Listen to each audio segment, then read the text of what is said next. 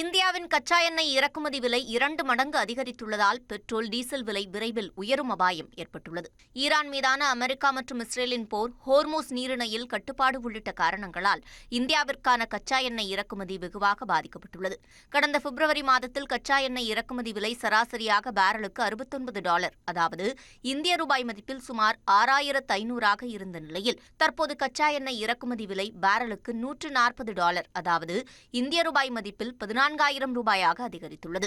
கச்சா எண்ணெய் விலை பேரலுக்கு $110 கடந்தும் பெட்ரோல், டீசல் விலையில் மாற்றம் செய்யவில்லை என்றால் எண்ணெய் நிறுவனங்களுக்கு லிட்டருக்கு சுமார் $7 வரை இழப்பு ஏற்படும் என கூறப்படுகிறது. இந்நிலையில் தற்போது கச்சா எண்ணெய் விலை பேரலுக்கு $140 கடந்த நிலையில் எண்ணெய் நிறுவனங்களின் நிதிநிலை கடுமையான பாதிப்பை சந்திப்பதாக தகவல் வெளியாகியுள்ளது. இதனால் எண்ணெய் நிறுவனங்கள் பெட்ரோல் மற்றும் டீசல் விலையை விரைவில் உயர்த்த வாய்ப்பிருப்பதாக கூறப்படுகிறது.